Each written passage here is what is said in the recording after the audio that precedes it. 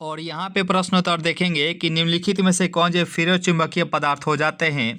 और यहाँ पे इंग्लिश वाले दोस्त देख सकते हैं कि which are the following is a ferromagnetic जो है मटेरियल। तो यहाँ पे इसका राइट आंसर क्या होना चाहिए, फेरो चुंबकीय जो पदार्थ इनमें से कौन से हो जाते हैं, तो Fe3O4 हो जाते हैं। यानी कि ऑप्शन नंबर यहाँ पे जो बी ऑप्शन है इस सवाल का राइट आंसर हो जाता है। Option number B is the right answer for इस क्वेश्चन, ऑप्शन नंबर बी। और यहाँ पे बताइएगा निम्नलिखित में से कौन सा गुण जो है क्रिस्टलीय ठोस पदार्थों का नहीं होता है। देखिए विच of the following is not a property of a crystalline solid. तो राइट आंसर क्या होना चाहिए कि निम्नलिखित में से कौन सा गुण जो है क्रिस्टलीय जो है ठोस पदार्थ का नहीं होता है। तो यहाँ पे दो नंबर प्रश्नोत्तर की बात करती हो जाएगा ऑप्शन नंबर ए, यानी कि सभी जो है दिशा में जो है समान गुण जो है होते हैं। तो यहाँ पे ये जो है नहीं होते। तो राइट आंसर क्या होगा, हो जाएगा ऑप्शन नंबर ए। ये जो इस सवाल का बिल्कुल सही आंसर हो जाता है।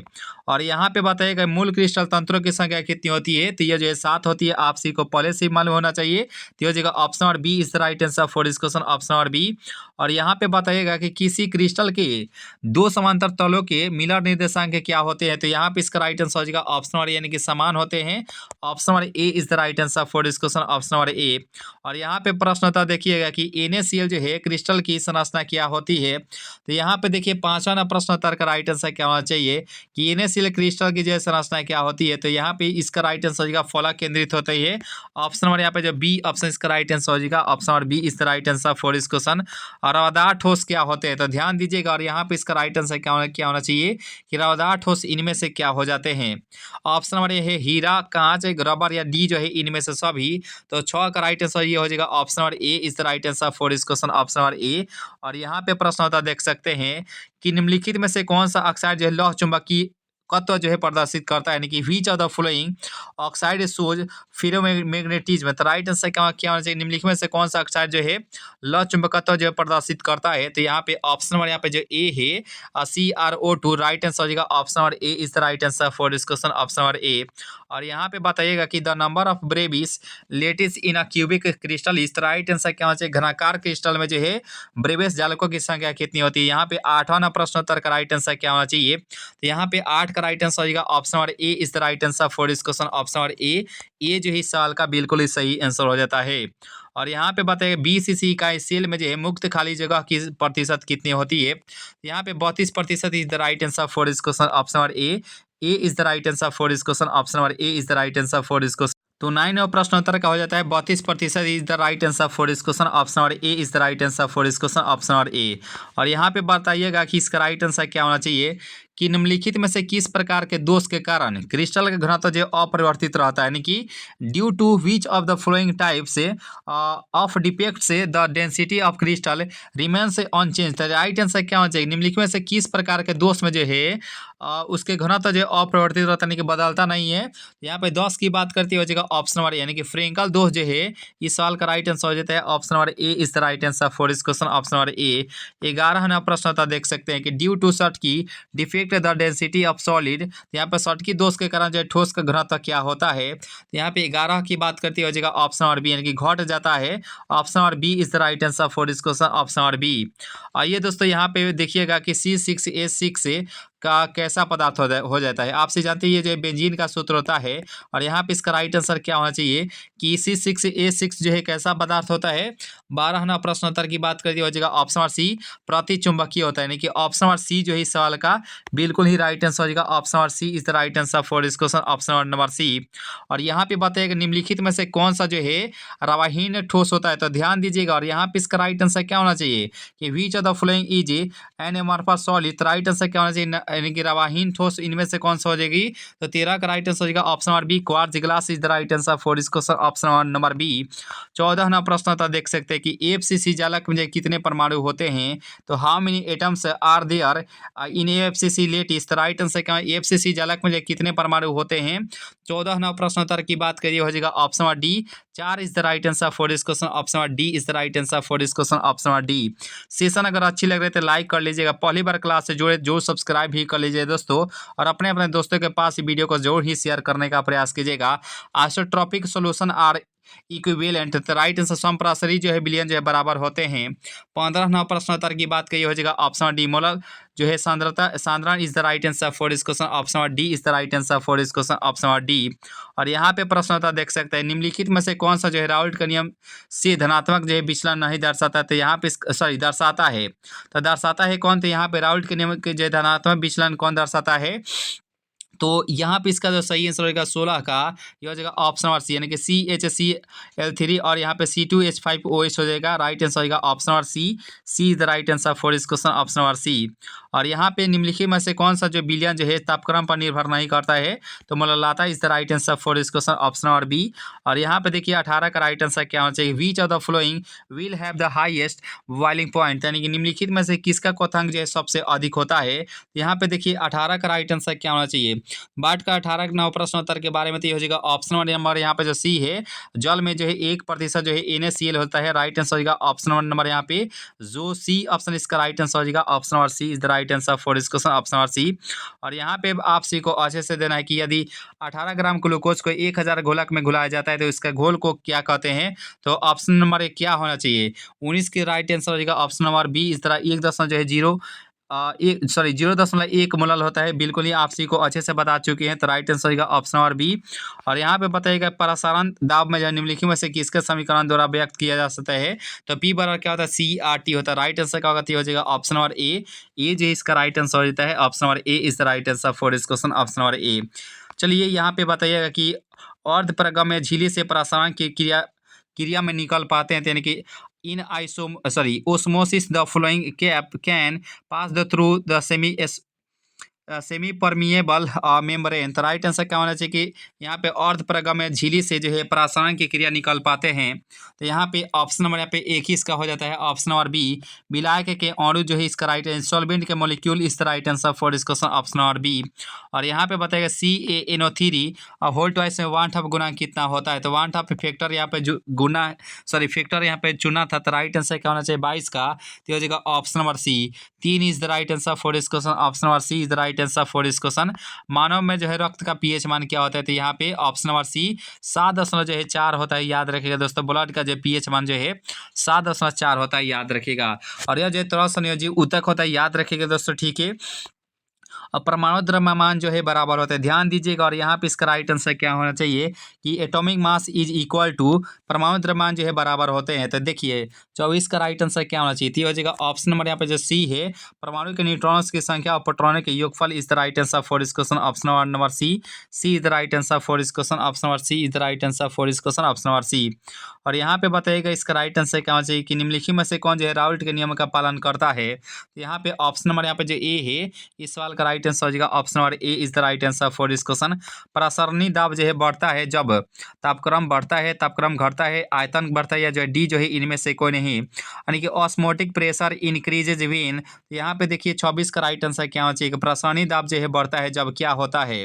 देख बात करें 26 के बारे में, तो राइट आंसर क्या होना चाहिए, तो यहाँ पे 26 का हो जाता है ऑप्शन नंबर यहाँ पे जो ए है तापक्रम बढ़ता है, राइट आंसर हो जाता है option number A is the right answer for this question, option number ए ये जो इस सवाल का बिल्कुल सही आंसर हो जाता है। उम्मीद करता हूँ यहाँ तक जो सेशन है आप सभी अच्छे से कवर किए होंगे। सेशन अगर अच्छी लग रही है तो जरूर ही लाइक कर लीजिएगा, पहली बार क्लास से जुड़े तो जरूर सब्सक्राइब ही कर लीजिएगा।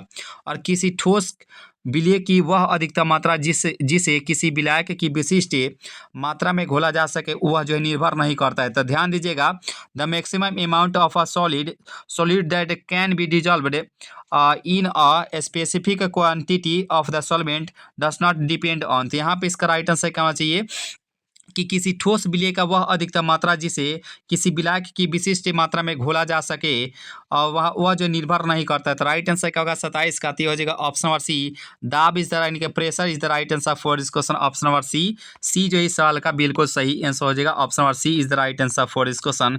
और यहाँ पे 28 का राइट आंसर देखिएगा कि विलयन का अनुसंख्यक गुणधर्म जो है निर्भर करता है, ध्यान दीजिएगा। और यहाँ पे इसका राइट आंसर क्या होना चाहिए कि विलयन का जो है विलयन का अणु संख्या गुणधर्म जो है निर्भर करता है। 28 की राइट आंसर क्या होना चाहिए, तो हो जाएगा ऑप्शन नंबर बी, यानी कि विलयन के विलय के कोणों की संख्या is the right answer for this question, option number B.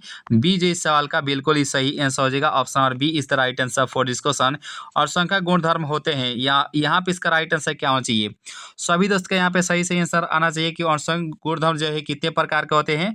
Option number ए है 2 प्रकार के, 3 प्रकार के, 5 प्रकार या जो है 4 प्रकार के। आप सभी को बहुत अच्छे से पढ़ाए हुए थे कि ये जो है कितने प्रकार के होते हैं, ये जो है 4 प्रकार के होते हैं, ठीक है ना दोस्तों। राइट आंसर हो जाएगा ऑप्शन नंबर यहाँ पे जो सी ऑप्शन है इस सवाल का राइट है। 4 टाइप्स ऑफ जो है colligative properties the right answer for इस क्वेश्चन, ऑप्शन नंबर सी। आइए दोस्तों यहाँ पे 30 का राइट आंसर जान लेते हैं कि HCl और H2O के स्थिर क्वाथी मिश्रण में क्या होता है। The content boiling mixture of HCl and H2O will content, तो राइट आंसर क्या होना चाहिए, तो ये हो जाएगा ऑप्शन नंबर यहाँ पे 30 का जो भी दोस्त है यहाँ पे ऑप्शन नंबर डी बताए 20 जो है 2% HCl, राइट आंसर हो जाएगा ऑप्शन नंबर डी फॉर दियोसेना is the right answer for this question, option number D. आइए दोस्तों यहाँ पे कवर कर लेते हैं 31 का राइट आंसर क्या होना चाहिए। वैसा घोल वैसे तो हम लोग जानते हैं दोस्त इस प्रश्न का राइट आंसर क्या होना चाहिए कि वैसा घोल जो कि एक निश्चित ताप पर संयोजन के बिना किसी प्रकार के परिवर्तन के उबलता है, उसे हम लोग एजियोट्रॉपिक मिश्रण कहते हैं। आप सभी को बहुत अच्छे से पढ़ा चुके हैं, तो राइट आंसर होगा option number A is the right answer for this question.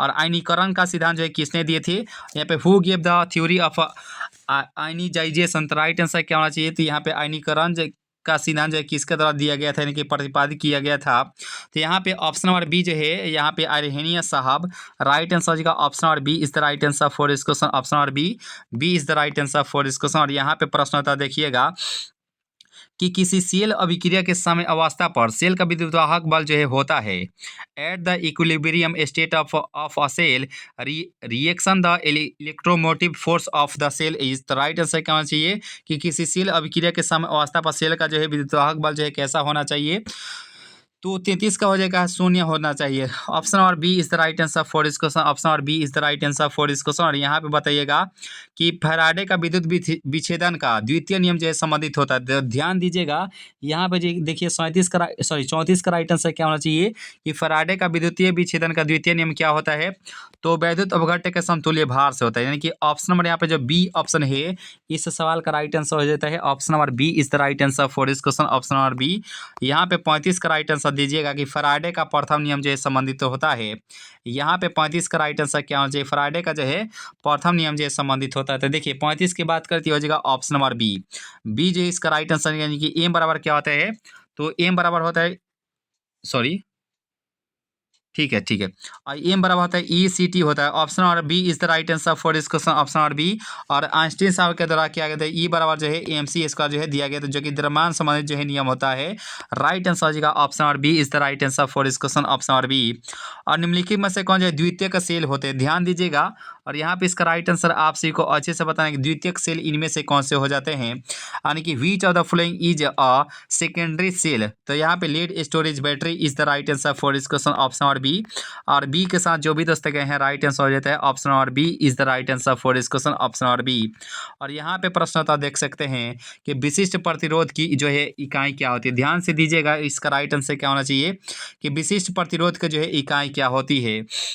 तो बात करें विशिष्ट प्रतिरोध की इकाई के बारे में, तो यहाँ पे द यूनिट ऑफ स्पेसिफिक रेसिस्टेंसिस, तो यहाँ पे 37 का राइट आंसर हो जाता है, ऑप्शन नंबर यहाँ पे जो सी है ओम यहाँ पे 37 का राइट आंसर क्या होना चाहिए, तो हो जाएगा ऑप्शन नंबर क्या होना चाहिए, तो यहाँ पे जो सी ऑप्शन है ओम सेंटीमीटर, राइट आंसर हो जाएगा ऑप्शन नंबर यहाँ पे जो सी ऑप्शन इसका राइट आंसर हो जाएगा ऑप्शन नंबर सी। और आप सभी जानते हैं कि प्रतिरोध का मात्रक जो है ओम ही होता है। चलिए नेक्स्ट प्रश्नोत्तर की तरफ चलते हैं और यहाँ पे प्रश्नोत्तर देख सकते हैं कि सेल जिसमें रासायनिक ऊर्जा को विद्युत ऊर्जा में बदली जाती है तो उसे क्या कहते हैं, तो यहाँ पे ध्यान दीजिएगा और यहाँ पे इसका राइट आंसर आप सभी को अच्छे से बताना है।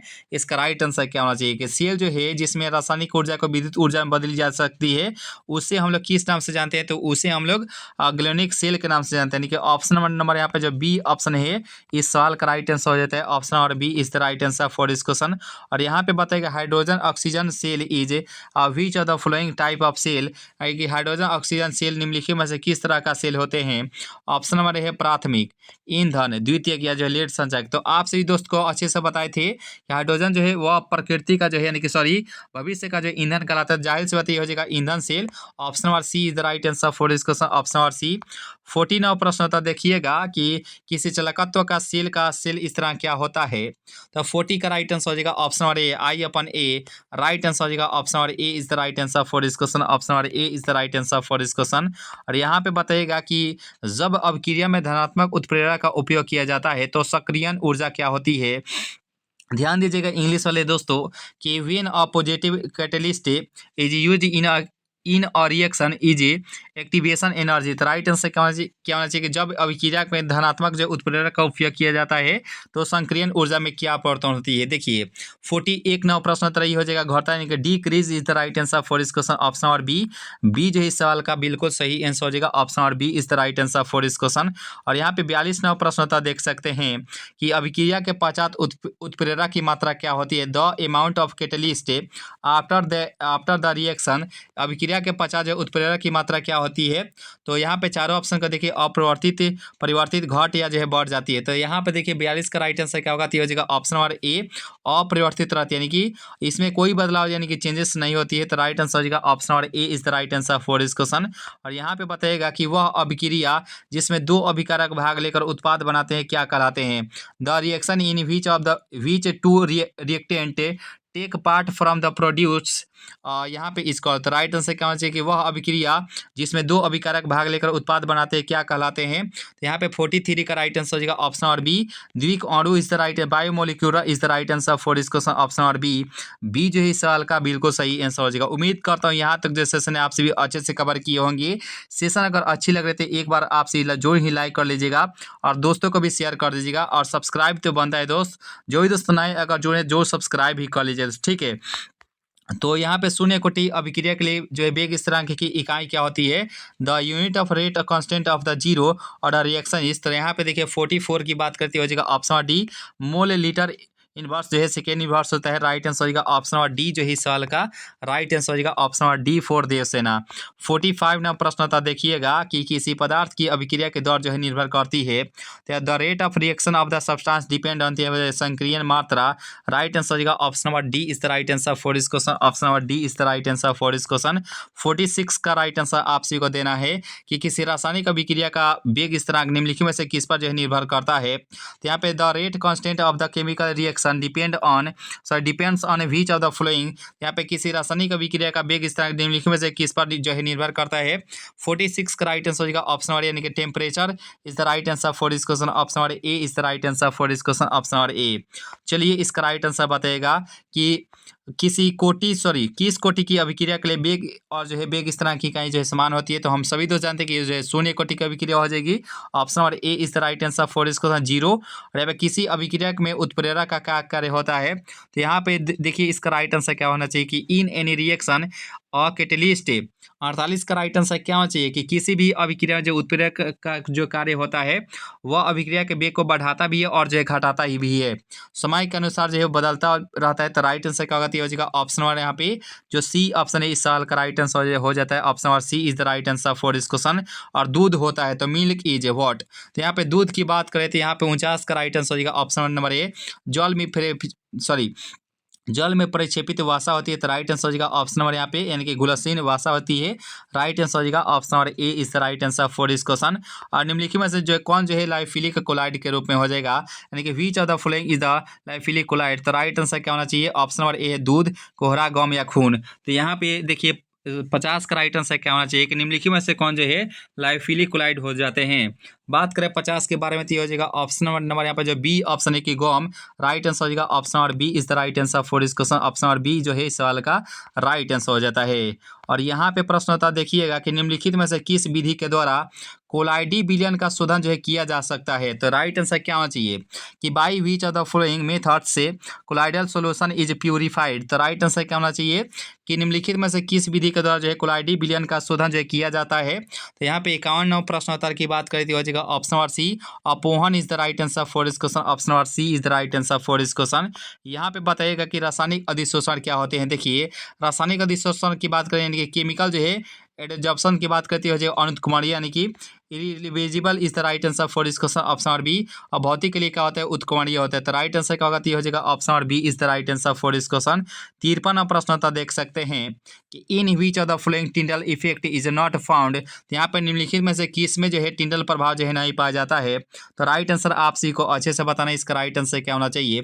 तो 53 का राइट आंसर हो जाएगा ऑप्शन नंबर यानी कि चीनी के घोल जो है sugar solution is the right answer for this question. Option number A is the right answer for this question. Option number A. और दूध एक उदाहरण होता है। ध्यान दीजिएगा कि milk is an example of. तो दूध एक उदाहरण होता है पायस यानी कि इमल्सन का। ऑप्शन नंबर यहाँ पे जो डी ऑप्शन इसका राइट आंसर हो जाता है। Option number D is the right answer for this question. और विलायक स्नेही जो है कोलाइडर जो है क्या कहलाता है। यहाँ पे इसका राइट आंसर क्या होना चाहिए कि विलायक स्नेही जो है कोलाइड जो है क्या कहलाते हैं solvent loving colloid is called. तो राइट आंसर क्या होना चाहिए 55 का। तो हो जाएगा ऑप्शन नंबर ए जो है लाइफिलिक। राइट आंसर हो जाएगा option number A is the right answer for this question. Option number A. Session अगर अच्छी लग रही है तो लाइक कर लीजिएगा। पहली बार क्लास से जुड़े जो सब्सक्राइब भी कर लीजिएगा दोस्त। और अपने अपने दोस्तों को भी शेयर एक बार आप सभी दोस्त मिलकर करने का प्रयास करेंगे। और विच of the following is not a colloidal solution. यहाँ पे निम्नलिखित में से कौन जो है कोलाइडल घोल नहीं हो जाएगा। तो ये हो जाएगा ऑप्शन नंबर ए क्या होना चाहिए। तो 56 का राइट आंसर हो जाएगा ऑप्शन नंबर ए जल is the right answer for this question. Option number ए के साथ जो भी दोस्त गए हैं राइट आंसर हो जाएगा option number A is the right answer for this question. अपमार्जक को क्या कहते हैं डिटर्जेंट इज कॉल्ड। तो यहाँ पे पृष्ठ संक्रिय कोलाइड या जो नीलंबर या डी जो है इनमें से कोई नहीं। तो यहाँ पे इस सवाल का राइट आंसर आप सभी को अच्छे से बताना है कि अपमार्जन को जो है क्या कहते हैं। तो संतान की बात करें तो इसे हम लोग पृष्ठ सक्रिय के नाम से जानते हैं। ऑप्शन नंबर यहाँ पे जो ए है इस सवाल का राइट आंसर सरफेस जो है activator is the right answer for this question. Option number A is the right answer for this question. रक्त पर आवेश क्या होता है। तो आप सभी को अच्छे से बताए थे कि रक्त पर जो है निगेटिव चार्ज होता है। तो ऑप्शन नंबर यहाँ पे जो बी ऑप्शन है इस साल का राइट आंसर हो जाएगा option number B is the right answer for this question. यह जो है 7.4 जो है पीएच वैल्यू जो है दर्शाता है। और रक्त जो है ससंयोजिक ऊतक होता है यानी कि टिश्यू होता है। और यहाँ पर निम्नलिखित में से कौन जो है ठोस समुदाय का जो है हो जाएगा। और यहाँ पर देखिए और निम्नलिखित में से ठोस समुदाय का निम्नलिखित में से कौन सा हो जाएगा धूम्र केक संश्लेषित जेम या जो है प्यूमस पत्थर यानी कि विच of the following is the solid जो है कम्युनिटी। यहाँ पे 59 की बात करती हो जाएगा ऑप्शन नंबर सी और संश्लेषित gem is the right answer for this question. Option number C is the right answer for this question. उम्मीद करता हूँ यहाँ तक जो सेशन है आप सभी अच्छे से कवर किए होंगे। सेशन अगर अच्छी लग रही है वीडियो को लाइक कर लीजिएगा, दोस्तों को भी शेयर कर दीजिएगा और सब्सक्राइब भी कर लीजिएगा दोस्तों। और एक्स अपन जो है एम तथा पी के मध्य जो है वक्र क्या कहलाता है। तो यहाँ पे चारों ऑप्शन का देखिए कि the curve between X upon M and P is called. तो राइट आंसर हो जाता है ऑप्शन नंबर यहाँ पे 60 का। ऑप्शन नंबर ए जो है अधिशोषण समतापी वक्र is the right answer for this question. Option number A जो है एडजॉर्प्शन जो है isotherm is the right answer for this question. Option number A is the right answer for this question. Option number A भौतिक अधिशोषण की क्रिया होती है तो physical adsorption takes place in at. तो यहाँ पे भौतिक अधिशोषण की क्रिया क्या होती है। तो यहाँ पे देखिए 61 की बात करें तो चारों ऑप्शन को देखिएगा और यहाँ पे इसका राइट आंसर क्या होना चाहिए। ऑप्शन नंबर है कक्ष ताप पर, उच्च ताप पर जो है या जो है किसी ताप पर या जो है निम्न ताप पर। तो देखिए दोस्त भौतिक अधिशोषण की जो क्रिया होती है तो यहाँ पे इसका राइट आंसर हो जाएगा ये कक्षा के जो ताप पर जो होती है। तो राइट आंसर क्या होती है हो जाएगा ऑप्शन नंबर ए। और यहाँ पे बताएगा स्टार्च के जल अपघटन में निम्नलिखित में से किस एंजाइम का जो है उपयोग होता है। तो राइट आंसर क्या होना चाहिए विच of the following enzyme is used in the hydrolysis of starch. तो राइट आंसर क्या होना चाहिए स्टार्च के जल अपघटन में जो निम्नलिखित में से किस एंजाइम का जो है उपयोग किया जाता है। तो यहाँ पे 62 की बात करती है हो जाएगा ऑप्शन नंबर यहाँ पे जो डी है diastase is the right answer for this question. Option number D is the right answer for this question. Option number D जो इस सवाल का बिल्कुल ही सही आंसर हो जाता है। तो चलिए इसका राइट आंसर आपसे बताइएगा कि कोलाइडी कणों का आकार जो है निम्नलिखित में से किसके किसके बीच होता है। The size of the colloidal particles live से sorry lies between which of the following. तो राइट आंसर क्या होना चाहिए कि कोलाइडी पार्टिकल्स का जो है आकार जो है निम्नलिखित में से किसके किसके बीच होता है। तो यहाँ पे बात करें 63 के बारे में, तो ये हो जाएगा ऑप्शन नंबर यहाँ पे जो सी है 10 के पावर -5 से जो है 10 के पावर -7 के बीच होता है। जो सी ऑप्शन है इस सवाल का राइट आंसर हो जाता है। Option number C is the right answer for इस क्वेश्चन। 64 का राइट आंसर देखिए दीजिएगा। एंजाइम का मुख्य अवयव क्या होते हैं? The main component of enzyme is. यहाँ पे 64 का राइट आंसर क्या होना चाहिए? एंजाइम का मुख्य अवयव क्या होते हैं?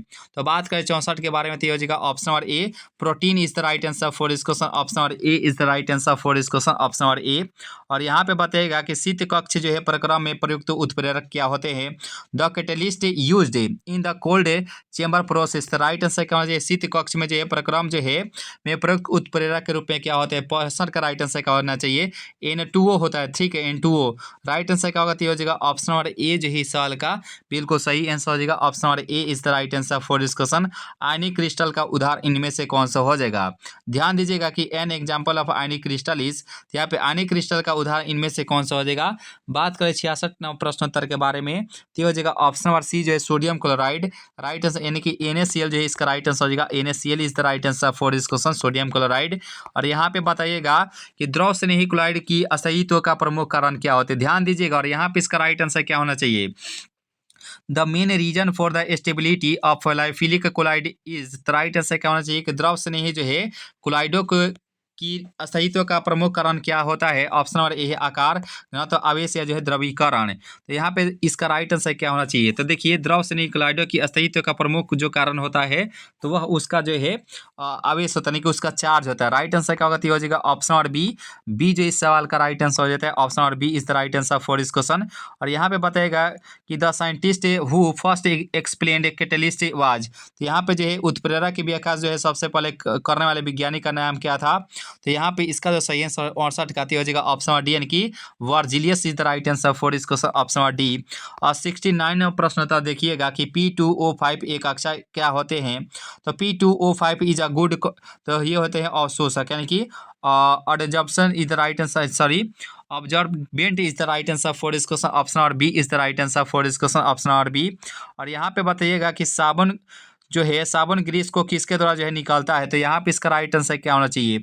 देखिए यहाँ पे soap remove grease by what means. तो राइट आंसर क्या होना चाहिए? साबुन ग्रीस को जो है किसके द्वारा निकालता है? तो यहाँ पे इसका राइट आंसर हो जाएगा 70 का ही हो जाएगा इमल्सीकरण जो है इस साल का बिल्कुल ही राइट आंसर हो जाएगा। ऑप्शन नंबर यहाँ पे जो बी ऑप्शन इसका राइट आंसर हो जाएगा। Option number B is the right answer for this question, option number B.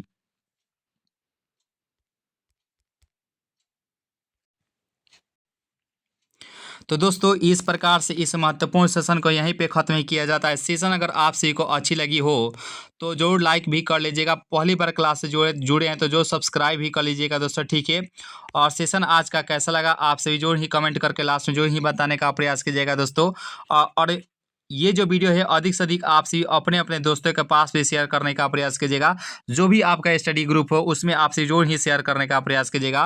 Last में कमेंट करके बताइए ये सेशन आप सभी को कैसा लगा दोस्तों, ठीक है। बस इसे वीडियो को अच्छे से तैयारी कर लीजिएगा। यकीन मानिए आप सभी से एक भी प्रश्न जो है बोर्ड एग्जाम में नहीं छूटने वाले हैं। चलिए दोस्तों आज के सेशन को यहीं पे समाप्त करते हैं। आज के लिए इतना है दोस्तों। Thank you so much. वंदे मातरम। बाय दोस्तों।